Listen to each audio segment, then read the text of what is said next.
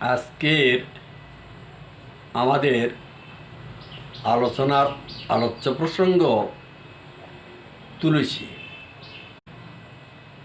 জগতে এত বৃক্ষ থাকতে তুলসী বৃক্ষের প্রতি আমাদের এত আদর কেন?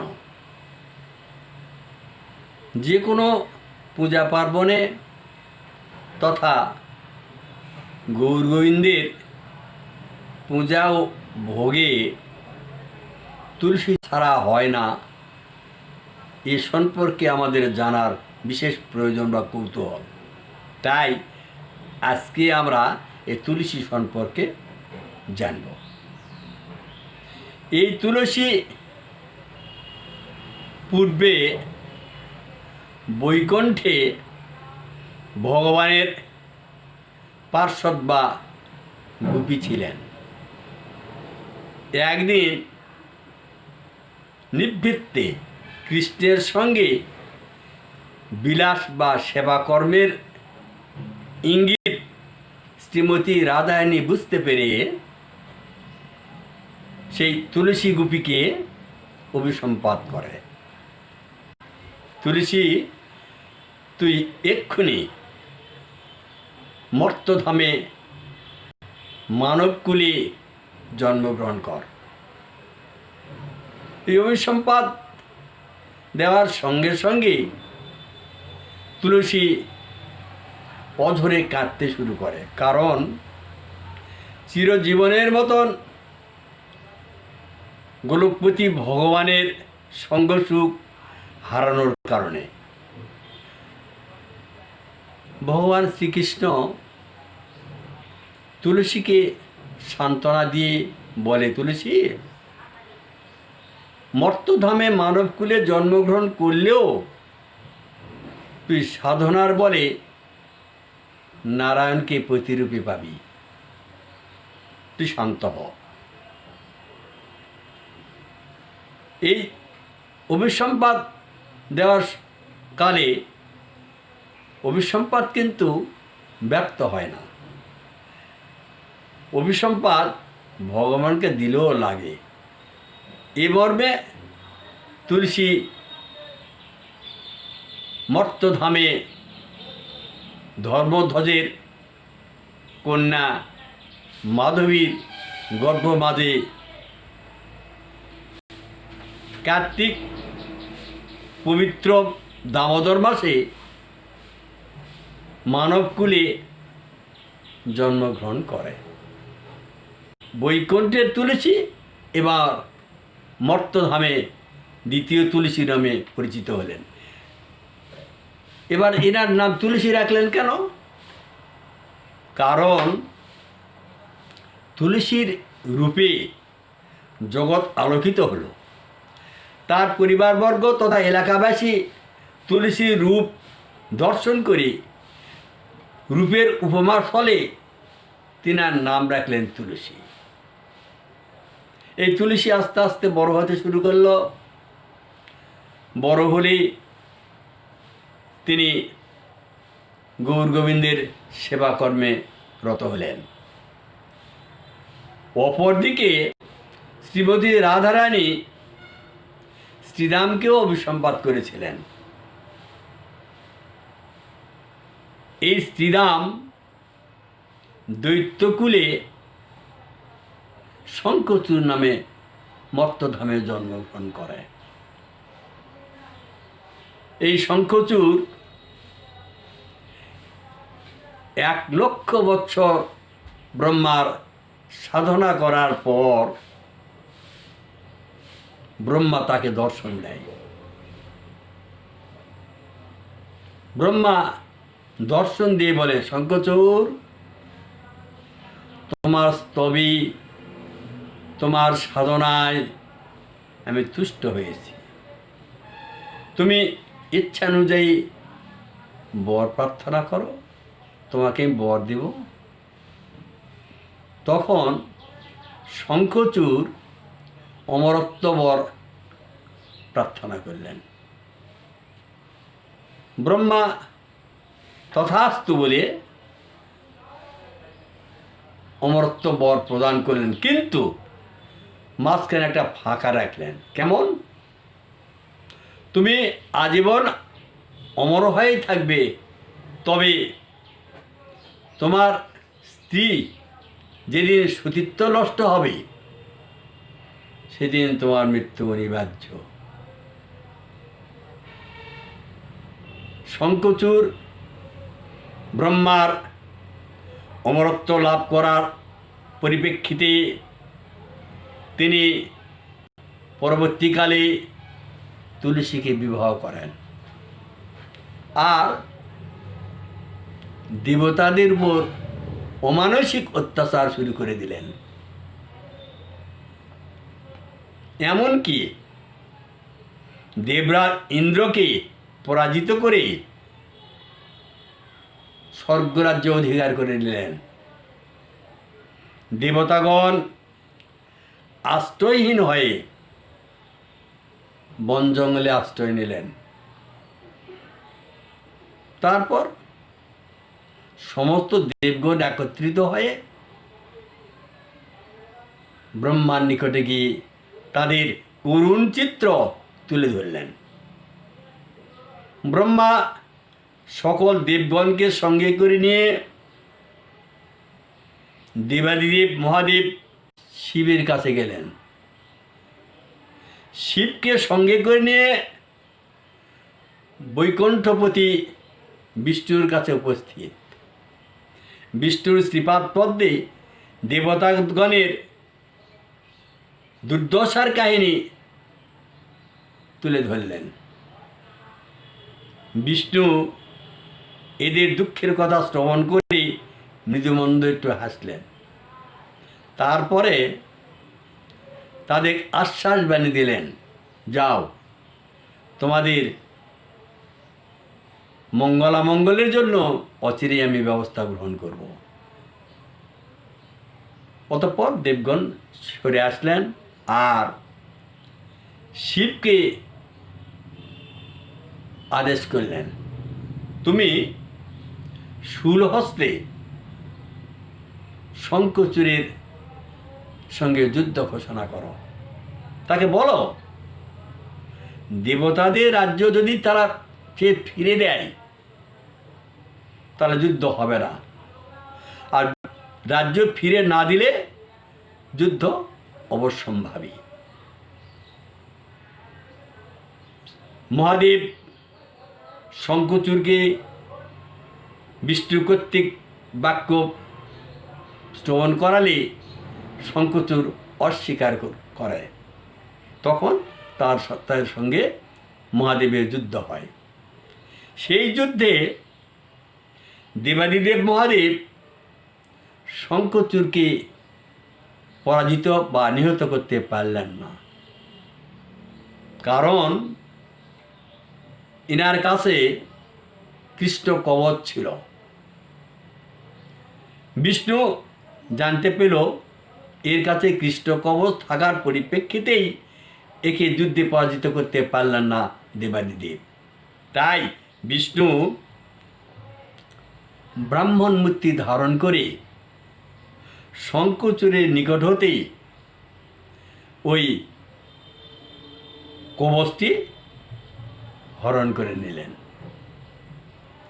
এরপরে পুনরায় মহাদেবের সঙ্গে যুদ্ধ আরম্ভ হয়। সেবারও যুদ্ধে শঙ্খচূড়কে পরাজিত করতে পারলেন না। বিষ্ণু স্তম্ভিত হলেন। কারণ কি? তিনি জানতে পারলেন, ও ব্রহ্মা কর্তৃক অমরত্ব বর লাভ করা আছে, তবে ব্রহ্মার বরের পিছনে একটা ছিদ্র রেখে দিয়েছেন। কি? তার স্ত্রীর যেদিন সতীত্ব নষ্ট হবে সেদিন তার মৃত্যু অনিবার্য। এ কর্ম কে করবে? এই পাপ কর্মে কে করতে সাহস পায়? ধরাভার হরণের নিমিত্তে ভগবান বিষ্ণু নারায়ণ সব কিছু করতে বাধ্য হন। তাই তিনি তুলসীর সতীত্ব হরণ করার নিমিত্তে তার স্বামী শঙ্খচূড়ের রূপ ধারণ করে তার কাছে গিয়ে প্রেমালিঙ্গন ভিক্ষা প্রার্থী হন। তুলসীর সঙ্গে প্রেমালিঙ্গন করার পরে তুলসী বুঝতে পারে এটা আমার স্বামী নয়। আর ভগবান বিষ্ণু তার নীলা প্রকাশ নিমিত্তে নিজে নিজেও ধরা দিয়েছিলেন, কারণ তিনি নিজে ধরা না দিলে তার তো ধরবার কোনো শক্তিকারও নেই। তখন তুলসী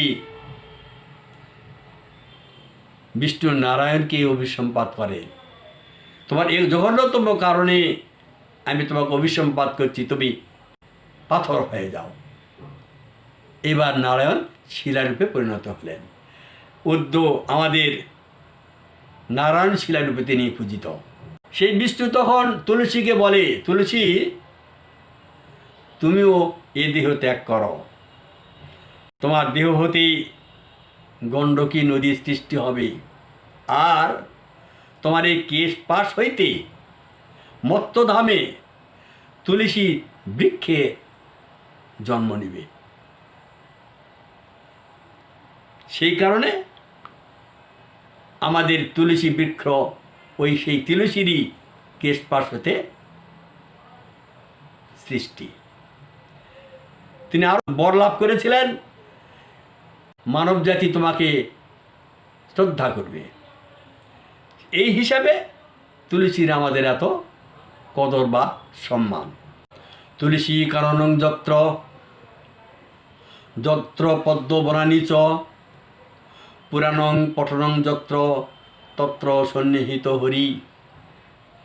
যেখানে তুলসী বন, যেখানে পদ্মবন, সেখানে হরি বিদ্যমান। তুলসী তলায় প্রদীপ দিলে গৌর গোবিন্দের নিকটে প্রদীপ দেওয়া হয়। তুলসীকে প্রণাম করলে ভগবানকে প্রণাম করা হয়। তুলসী পরিক্রমা করলে ভগবানকে পরিক্রম করা হয়, কেননা তুলসী তলাতে হরি বিদ্যমান। আরও একটা কথা, আমাদের মৃত্যুর পরে মৃতদেহ তুলসী তলায় রাখতে হয়। কেন? হরির নিকট থেকেই আমরা এসেছি, দেহান্তে তার কাছেই আমরা পৌঁছে গেলাম, এটাই আমাদের বিধান। তুলসী বৃক্ষটি একটি ঔষধিমূলক বৃক্ষ। এই তুলসীর পাতার রস মধু দিয়ে সেবন করলে কফকাশি নিরাময় হয়। তুলসী কাষ্ঠের মালা কণ্ঠে ধারণ করলে যমদূত স্পর্শ করতে পারে না।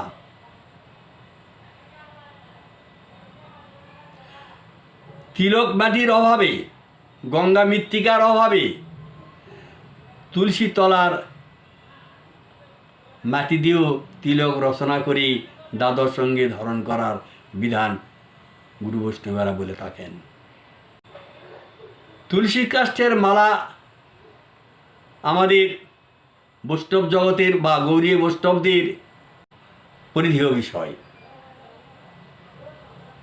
আমরা যখন গুরু আশ্রয় করি, গুরুদেবের কাছে দীক্ষা মন্ত্র গ্রহণ করি, তখন গুরুদেব আমাদের দ্বাদশ সঙ্গে তিলক, তুলসী কাষ্ঠের মালা কণ্ঠে ধারণ করাই বিষ্ণু বা কৃষ্ণ মন্ত্রে দীক্ষিত করেন। এটা গৌরী বৈষ্ণবের প্রতীক বা চিহ্ন। যেমন পুলিশের পোশাক ছাড়া পুলিশকে চেনা যায় না, তদ্রূপ তিলক ও কণ্ঠে তুলসীর মালা ছাড়া বৈষ্ণবকে চেনা যায় না। এটা আবরণীয় পোশাক। আমাদের ভগবান গৌরহরি পথ চলার সময়ে একটা পাত্রে করে তুলসীকে সামনে নিয়ে পিছনে পিছনে অনুগমন করতেন। আমাদের অদ্বৈত প্রভু একমাত্র গঙ্গা জল ও তুলসী দিয়ে পূজা করার পরে গোলকপতি ভগবানকে মর্তে আনয়ন করেছিলেন। গৌর গোবিন্দের পূজার সময়ে তার চরণে তুলসী দেওয়াটা আমাদের কর্তব্য।